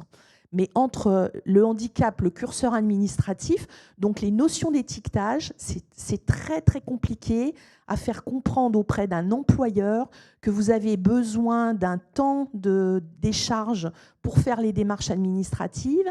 Et cette notion d'étiquette, vous ne pouvez l'obtenir avec la notion de temps que dans un certain délai. C'est-à-dire que vers 7-8 ans, aïe, là, peut-être que vous avez l'étiquette, votre enfant est peut-être handicapé entre 40 et 80%, mais il a peut-être la possibilité d'être en dessous de 80%. S'il a le Graal, c'est-à-dire qu'il passe au-dessus de 80%, vous aurez peut-être des aides. Mais alors, c'est d'une complexité pas possible. Et en plus, il faut les fameux diagnostics. Donc, il faut avoir le bon médecin. Et là, je peux vous dire que la notion d'étiquette de handicap, moi, je trouve que c'est très, très compliqué à obtenir et à réaliser. C'est-à-dire qu'après, votre enfant, quand il a 17 et 18 ans, est-ce qu'il va pouvoir demander une RQTH? Parce que la RQTH, c'est une codification. Tout ça, c'est d'une complexité, mais pour les parents, pour l'environnement social, moi, je trouve que c'est vraiment incompréhensible. Alors, je pense que tout le monde va être d'accord avec vous, et on va y revenir pas mal dans la table ronde de l'après-midi. Alors, monsieur. Oui. Donc, bonjour à tous et à toutes. Moi, je vais donner rapidement mon expérience. Donc, vu mon grand âge, je parlais ça fait plus de 50 ans. Quand je suis né, les médecins, je suis pas contre les médecins du tout et les diagnostics, je les respecte, mais ils ont dit à mes parents, de toute façon, votre enfant a un handicap et il ne pourra rien faire. Le mieux, c'est de le mettre dans un centre et tout. Donc moi, je voulais dire que ils m'ont dit il ne pourra pas faire d'études en milieu normal. Mes parents, ils ont réussi à que je sois en milieu normal. J'ai fait des études. Il n'ira pas en université. Eh ben, j'ai été en université. Après, les médecins ont dit il ne conduira pas. J'ai dit je sais que je pourrais avoir une voiture normale, automatique, aménagée. J'ai conduit et j'ai une voiture automatique. Donc, tous les exemples, moi, mon but, ça a été de démontrer que tous les diagnostics des médecins, ils avaient leur diagnostic, mais ils se trompaient. Et j'ai réussi jusqu'à présent à démontrer que les diagnostics, certes, mais ils se trompaient et on pouvait toujours arriver à ce qu'on voulait faire. Et alors, hybride rechargeable ou électrique? Comment? Hybride rechargeable ou électrique? Non, mais je me suis battu. Et je continue encore à me battre. Il faudra pas travailler. Je me suis battu. J'ai un travail. Il faudra pas passer de concours. Là, je suis inspecteur des finances publiques. Il ne faudra pas avoir un appartement tout seul et se débrouiller. J'avais un appartement. Je faisais mon ménage et tout. Il ne pourra pas avoir une vie personnelle. Je je me suis battu. J'ai une vie personnelle avec quelqu'un. Donc, tous les diagnostics, les médecins qui en fait, moi, mon but, c'est de démontrer qu'ils se trompent. Mais je respecte les médecins. Voilà, on vous applaudit, madame. Conclusion, les diagnostics de médecins, la famille, il faut qu'elle aille contre et qu'elle aille de l'avant. Alors, moi, je fais quand même la différence. Vous avez raison, hein. Je fais quand même la différence entre le diagnostic et la sentence. Et encore une autre notion, c'est l'errance médicale. L'errance médicale, on en a parlé. Il faut, aujourd'hui, il y a un problème d'information. Aller directement dans le bon centre, là où on va pouvoir vous diagnostiquer. Ça, c'est un problème d'information. Et quand on est dans le bon centre avec les bons experts, en général, le diagnostic tombe vite. Il y a une différence entre le diagnostic et la sentence. Et c'est bien ce qu'a exprimé monsieur. Le diagnostic, vous avez telle pathologie, vous avez tel problème. Ça, c'est le diagnostic. La sentence, c'est ce qu'a dit monsieur. Vous ne pourrez jamais travailler, vous ne pourrez jamais avoir une vie personnelle, vous ne pourrez jamais faire d'études. Ça, les médecins doivent s'abstenir de la sentence. Ceci dit, on voit qu'elle est stimulante puisque toute sa vie, il s'est battu pour leur montrer qu'ils avaient tort. Est-ce qu'il y a eu une autre réaction? Alors, hop, je redescends. Vous avez des micros, vous pouvez réagir. Il y a une réaction sur le chat. Là, ce n'est pas le mot handicap qui est perturbant, c'est plutôt le pourcentage de reconnaissance assigné par les médecins de la MDPH. Alors, qui voulait réagir? Allez-y. Oui, juste une toute petite remarque aussi, non, vous voulez réagir? sur le. Oui, je peux passer le micro après. Par rapport au terme de sentence, en fait, moi, plus j'entends et on m'a dit que je ne ferai pas, c'est vers du futur. Pour moi, en fait, ce n'est pas des sentences qui sont d'exécution en général immédiate, c'est plutôt des formes laïques de malédiction, en fait.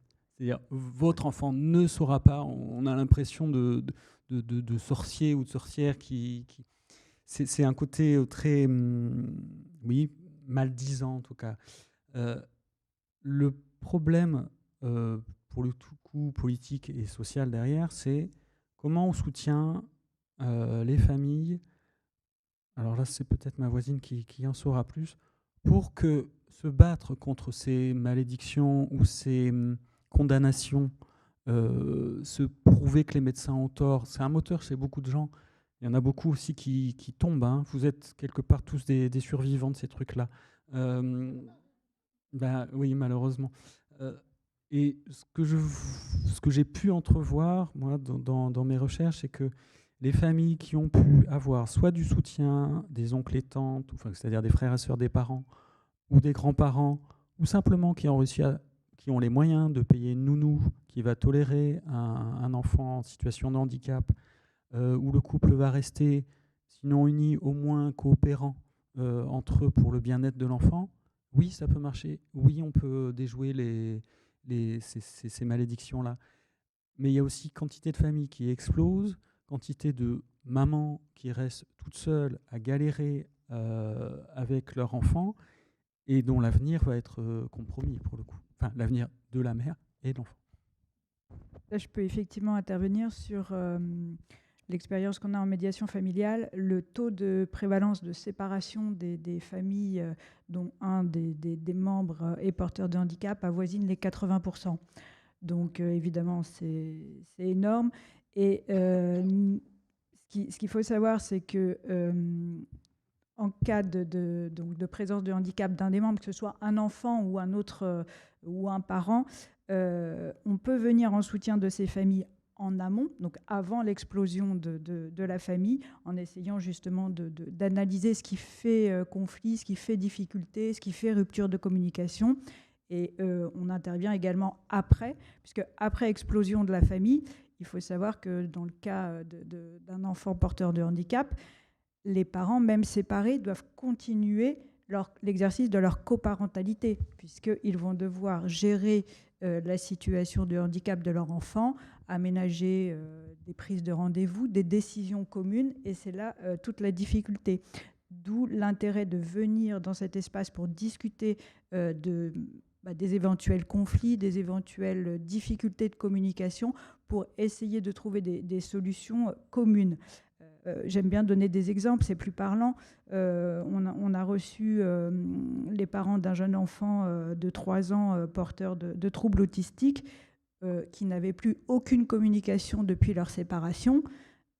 Et absence de communication, ils n'allaient pas au rendez-vous médicaux pour l'enfant, puisqu'ils ne communiquaient pas sur ces rendez-vous avec des périodes de 6 mois, 9 mois qu'ils laissaient passer, puisque le père ne prévenait pas de l'importance du rendez-vous, la maman, et évidemment tout ça au détriment de l'enfant. Donc il faut travailler dans ces situations sur cette reprise de communication, sur la mise en place de solutions communes pour mieux communiquer, pour mieux appréhender les difficultés, puisqu'on sait que les risques d'épuisement, alors effectivement c'est plus le risque d'épuisement maternel, c'est ce qui prévaut, est particulièrement flagrant, et il faut associer dans ces situations les prises de décision communes des deux parents. Donc très important de venir pouvoir poser ces difficultés, d'en discuter dans cet espace de médiation qu'on propose ou dans tout autre espace à disposition des familles. Les mots, on va continuer notre cheminement. Donc l'identité. Alors il y a une question. Où ça? Je n'ai pas vu. Ah, c'est trop haut pour moi. J'y vais pas. Non, on ne va pas l'écouter. Ah, attendez, j'arrive. Non, ben parce qu'elle ne va pas porter pour le distanciel. J'y vais. J'arrive le premier. Allez. Je pense qu'il y a le souci, a priori, c'est la catégorisation. Parce que pour moi, la catégorisation, c'est un enfermement. Et si un jour, on peut peser sur cette question de catégorisation et apprendre aux médecins, apprendre à qui vous voudrez, etc., qu'il ne faut pas catégoriser dès le départ, que bien sûr, une étude systémique est très importante, mais pour autant, ne pas catégoriser parce que ça peut être évolutif. Donc voilà, c'est ce que je voulais juste dire. Et vous avez eu raison de le dire, c'était important. Identité, est-ce qu'il y a une identité handicapée? Qu'est-ce qu'elle caractérise? Est-ce qu'elle caractérise un homme, un groupe, un état, invalidité, vous en parliez tout à l'heure, une pathologie? Cette identité, est-ce qu'elle réconforte? Être reconnu, appartenir à un groupe, est-ce que c'est réconfortant? Est-ce qu'elle fait mal? Est-ce qu'elle isole? Est-ce qu'elle stigmatise? Thibaut, qu'est-ce que vous nous dites là-dessus? Je l'ai pris par surprise. Thibaut, il pensait à autre chose. Il se disait, c'est bientôt 12h30, c'est bientôt le repas. Alors non, je me demandais, je me disais bien, il va revenir vers moi, mais comment il va m'aborder? Sous quel ordre il va le prendre? Alors l'identité handicapée, voilà, je me suis aussi posé la question quand c'est arrivé, est-ce que j'en fais un élément structurant pour moi ou non? Eh bien, je pense que ça a déjà suffisamment été dit et suffisamment bien. Le handicap est une notion relative qui a une forte dimension relationnelle. Voilà, ça va dépendre du contexte dans lequel on l'exprime. Moi, pour ma part,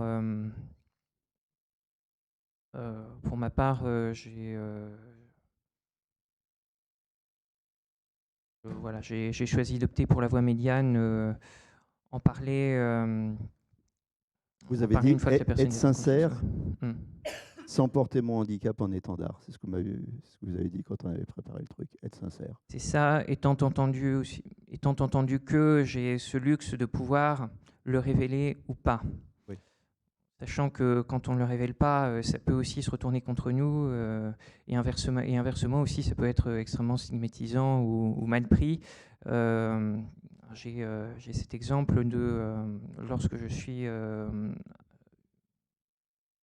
cet exemple d'une prise de poste où mon handicap avait été révélé ex ante sans que j'en ai connaissance à la chef de service qui a eu connaissance de sa nature, donc trouble du spectre autistique, et ce qui s'est tout de suite braqué et qui j'en suis convaincu avec les meilleures intentions du monde n'a eu qu'une idée en tête, c'est de m'exfiltrer du service.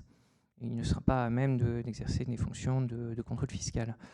Bon, au bout du compte, elle est partie avant moi et ça s'est très bien passé. Mais Monsieur Reynaud, elle n'est pas morte? Non, mais là encore, de très bonnes intentions et voilà, Une question d'équilibre. La médiatisation du handicap, je pense à la série Dr Good, par exemple, qui a un trouble, vous ne la connaissez pas? C'est un médecin autiste. Est-ce que la médiatisation du handicap, ça aide si vous ne connaissez pas la série, c'est Good Doctor. Ah, c'est pas Dr Good? Ah, je croyais que c'était Good Doctor. Geoffrey, sur la question de l'identité, être handicapé, appartenir à un groupe, ça réconforte, ça stigmatise, c'est quoi? Ça isole? Je ne pense pas que ça isole. Alors, encore une fois, je vais m'inspirer de mon projet personnel, mais les années... En début 2000, je vais plutôt dire début 2000, il y avait encore cette inclusion facile des enfants handicapés dans les écoles où il n'y avait pas de stigmatisation. Et puis, il suffisait juste de dire Geoffrey, il a une AVS. Aujourd'hui, une AESH, merci. Qui va aider Geoffrey à se déshabiller, à mettre la table, à mettre l'ordinateur. D'ailleurs, moi, j'avais l'avantage de travailler sur un ordinateur. Et comme il y avait Internet qui se développait à cette époque, tous les contrôles d'histoire, je copiais-collais sur Wikipédia, ce qui me permettait d'avoir 20 sur 20 à l'époque. Mais enfin bref, ça c'est une autre histoire que je vous raconterai cet après-midi. Ouais, mais ils le savent, donc il n'y a pas de souci. Ils savent que j'ai tout pompé pour le bac. Et non, pardon. Non, après, l'avantage, c'est que plus on intègre en fait le handicap dans le milieu valide, entre guillemets, dès le plus jeune âge, les enfants, en fait, ils m'ont côtoyé tout de suite comme si j'étais une petite Formule 1. Donc tous les garçons, ils montaient derrière mon fauteuil en disant « va plus vite, va plus vite, va plus vite ». Et les jeunes filles me prenaient pour un poupon, donc elles prenaient soin de moi assez facilement. Donc en fait, on n'est pas catégorisé. Pour ma part, je ne l'ai pas vécu comme quelque chose sententiel. Pour moi, ça a été un avantage en fait par rapport aux autres. C'était beaucoup plus facile d'être intégré. Et il faut dire que l'humour et le positivisme que mes parents m'ont transmis m'a aidé aussi à mieux m'intégrer aussi dans la société. Alors, on arrive bientôt au terme de la table ronde. Je vais juste vous faire réagir sur les mots et ce qu'il y a derrière les mots. Et puis après, on va faire un tour de table et on va faire chacun va dire quelques mots de conclusion. Derrière les mots, alors je ne sais pas si vous connaissez cette chanson d'Alain Souchon, c'est difficile à dire, hein, cette chanson d'Alain Souchon, derrière nos voix, derrière les mots, vous la connaissez ou pas? Non? Alors le refrain, je ne vais pas vous la chanter parce que je chante mal, hein. C'est là derrière nos voix, est-ce que l'on voit nos cœurs et les tourments à l'intérieur ou seulement là là là? Alors, ce que nous dit Alain Souchon, c'est que derrière le chanteur, il y a des tourments, il y a un homme, il y a ses pensées. Alors, on a parlé du label handicapé, et derrière ce label handicapé, il y a des hommes, il y a leurs tourments. Et en clair, derrière les handicaps, et ils peuvent être multiples, on est avant tout des hommes. Alors, derrière les mots, dans une société qui est tournée complètement vers la norme, et vers la performance, est-ce qu'il y a un non-dit derrière le qualificatif handicapé, hors norme, invalide, invalidité? Le dit et le non-dit, quel est le ressenti des personnes handicapées? Comment ces labels, vous les ressentez? Comment être vu par les autres avant tout comme des hommes et pas des handicapés? En clair, qu'est-ce qu'il y a derrière ce label, Geoffrey? Qu'est-ce qu'il y a derrière le mot? C'est pour ça qu'en fait le mot handicap pour moi n'est pas nécessaire aussi, parce qu'au final on est tous des êtres humains qui faisons partie d'une même planète. Je vais reprendre la phrase de Martin Luther King qui disait « Nous venons tous de différents horizons, mais au final on est tous dans le même bateau ». Et c'est ce qui caractérise en fait qu'on est là pour s'entraider, on est là pour avoir des émotions positives, négatives, la tristesse, la joie. Et en fait, avant tout, derrière le handicap, il y a toujours, comme dit Alain Souchon, un homme avec des émotions. J'ai vu et rencontré des personnes d'un handicap sévère qui sont vraiment un handicap moteur et cérébral très, très profond. Et il y en avait un qui tapait avec le pied, qui écrivait un peu comme là, en sous-titre, des choses, mais lui, c'était avec une commande au pied, avec une boîte vocale. Et j'avais fait un spectacle dans son centre, puis il me demandait au repas de midi, est-ce que tu fais des ska? Est-ce que tu fais des ska? Est-ce que tu fais des ska? Je ne comprenais pas, et puis au bout d'un moment, il y avait l'animateur qui dit, ah, mais François, tu veux dire, est-ce que tu fais des sketchs? Il dit, oui. Et ben, je lui réponds, oui, je fais des sketchs sur le handicap. J'espère que ça te plaira. Je me moque un peu de moi, et puis je tourne en dérision le handicap. Le spectacle se termine, et puis au moment de ranger toutes mes affaires dans ma voiture, il m'accompagne. Et là, il m'écrit en phonétique, « T'as du talent ». Et c'est là où j'ai pris toute la claque, en fait, que même si on a beau avoir un handicap sévère, derrière, il a vécu toutes les émotions du spectacle. Derrière, il a vécu l'humour, la joie, et un peu l'émotionnel aussi que je mets dans le spectacle. Et finalement, on est tous des êtres humains, on est là pour vivre, avant tout profiter de la vie. Parce qu'on n'en a qu'une seule. Enfin, pour l'instant, du moins, ça n'a pas été prouvé qu'on en avait d'autres. Mais on n'a tous qu'une seule vie et on est là pour en profiter. Donc il vous a dit que vous aviez du talent, et lui, il avait du talent puisqu'il vous l'a dit avec son pied. Exactement. Voilà. Allez, on fait notre petit tour de table. Thibaut, derrière les mots, est-ce que vous avez une réaction? Et puis sinon, est-ce que vous avez un mot de conclusion pour cette première table ronde qui était intitulée « Dire ce que les mots font aux patients ».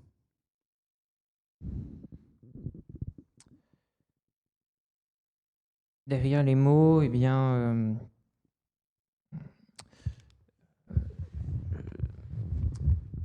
j'ai un peu de mal avec les mots.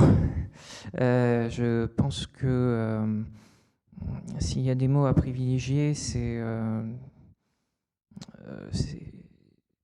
d'abord ceux dans lesquels on sentira cette dimension relationnelle justement du handicap, et le fait que le regard d'autrui et le comportement d'autrui vis-à-vis de soi et de ses troubles va aider à justement à atténuer les difficultés qu'on va ressentir et permettre de se développer normalement et sereinement. Que dire d'autre sinon que justement dans cette dimension relationnelle, voilà, je parle pour mon propre parcours, si j'ai pu progresser et réussir à aller un peu mieux avec mon trouble, c'est aussi grâce à des personnes qui, quelle que soit leur qualité d'ailleurs, enseignants, médecins ou pas, ou simplement des personnes qui étaient dans mon entourage à un moment donné. C'est parce qu'il y a eu des personnes pour se dire que ça n'est pas trop grave et que derrière les bizarreries, il y a une personne humaine.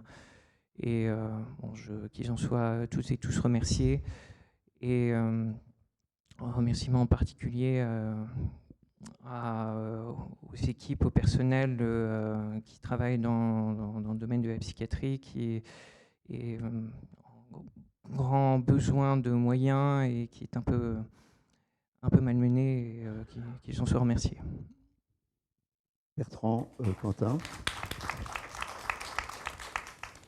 Que les mots font aux patients? Alors déjà, le terme de patient est peut-être réducteur, parce que vous enfermez tout de suite la question derrière quelque chose de médical. C'est le titre de la conférence. J'ai bien compris, mais on peut déboulonner le titre d'une conférence. Oui. Vous avez raison. D'ailleurs, si je peux me permettre, moi je déteste ce mot de patient en plus. Oui, le patient. On pourrait parler beaucoup et longtemps du mot de patient. C'était celui qui était torturé au Moyen-Âge, c'était le patient. Si je peux me permettre, moi je suis un gros impatient, alors. On mange bientôt. Et donc, pour reprendre ce que disait Geoffrey, nous sommes avant tout des êtres humains. Et quand on est focalisé sur le mot de handicapé, on ne voit pas un humain, on voit quelque chose d'autre. D'où l'importance d'adjectiver le handicap. Une personne handicapée, c'est aussi une personne qui peut aimer Brahms, qui peut aimer The Doug, qui peut aimer le PSG, qui peut aimer l'équipe de France de rugby.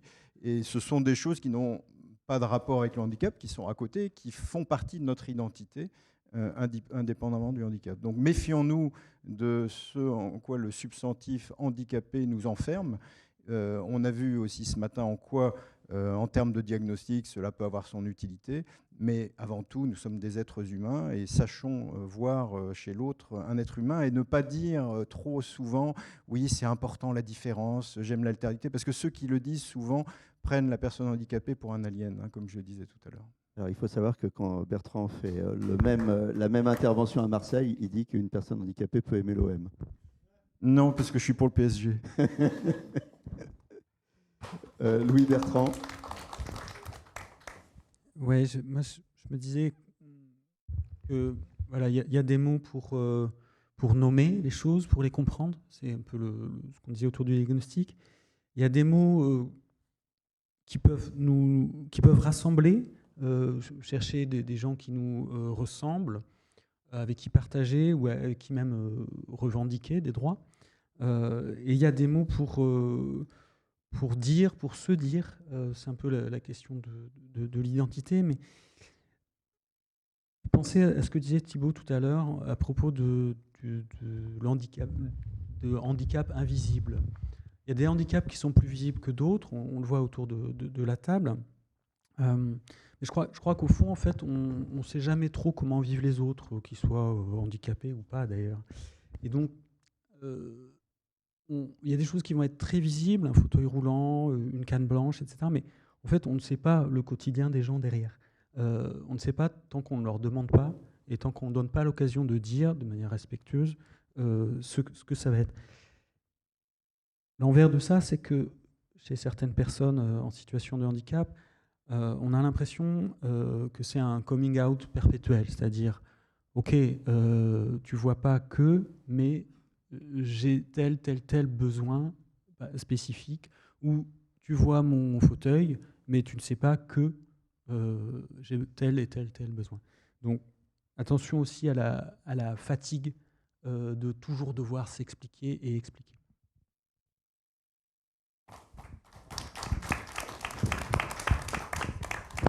Vous avez vu, c'est des applaudissements spontanés, hein. C'est même pas mon chauffeur de salle. Hein.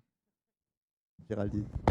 Alors moi, je vais finir par une citation. Hein, je ne vais pas redire tout ce qui a été dit, mais c'est une citation que j'aime bien, qui est attribuée à Groucho Marx, qui dit « Je ne ferai jamais partie d'un groupe qui m'accepte comme membre ». Eh bien, je pense que ça s'applique bien à tout ce qu'on a dit aujourd'hui. Pas de catégorisation. Sortons de ce groupe et parlons de l'individu lui-même. Voilà.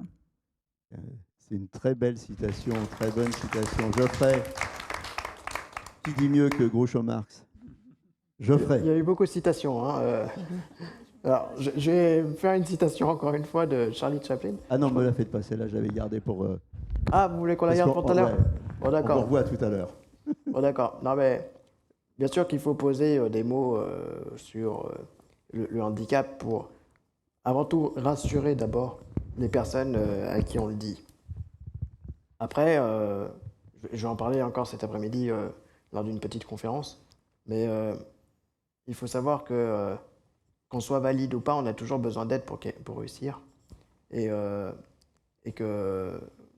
surtout, on est là pour avancer et puis faire avancer des choses. On est là pour évoluer, puis montrer qu'on a des capacités hors normes, enfin hors normes entre guillemets, excusez-moi, pour pouvoir aussi s'entraider entre tous et faire avancer les choses. Donc, le handicap n'est pas un frein et c'est plutôt une seconde chance à la vie. Alors, moi, si vous le permettez, Chauffeur de salle. Allons. si vous le permettez, je vais. La philosophie de l'association, justement, c'est que l'adhésion n'est pas un préalable à l'aide, hein. Donc, c'est notre philosophie. Voilà, c'est pour faire un petit clin d'œil à ce que vous avez dit. Alors, pour revenir sur les mots, moi, j'ai entendu ce matin beaucoup le mot progresser, réussir, on va leur prouver que nous, on peut faire. Et donc, je me suis rendu compte d'une chose, c'est que le mot renoncement ne faisait pas partie de votre vocabulaire. Et ça m'a fait plaisir. Et je vous applaudis pour ça. Alors, je ne peux pas vous applaudir parce que... Voilà, merci à tous les orateurs de la matinée et aux participants de cette première table ronde. On va se retrouver cet après-midi à 14h. Au programme de l'après-midi, une seconde table ronde intitulée « Agir, mettre les mots au travail ». Il sera question des moyens mis à disposition pour vivre le handicap au travail, des conséquences de la qualification d'handicapé sur la personne, sur ses relations avec les autres. Il y aura encore du dialogue, des questions-réponses avec la salle et avec les gens en chat. 16h15, ne manquez pas la star de cette journée, ne manquez pas notre showman venu tout droit d'Andywood, c'est Geoffrey Bugnot, donc qui va nous apporter sa touche d'humour, nous inspirer avec ses dérapages. Geoffrey, on m'a dit un truc, je ne sais pas si c'est vrai, vous faites des courses de fauteuil, vous faites des cascades en fauteuil, non? Enfin, vous faites des conneries avec votre fauteuil. Je vais en parler aussi cet après-midi, mais j'ai été recordman du monde de fauteuil roulant. Ouais. Eh ben voilà. Bon, je vous souhaite bon appétit à tous, on se retrouve à 14h. Merci. Merci à vous.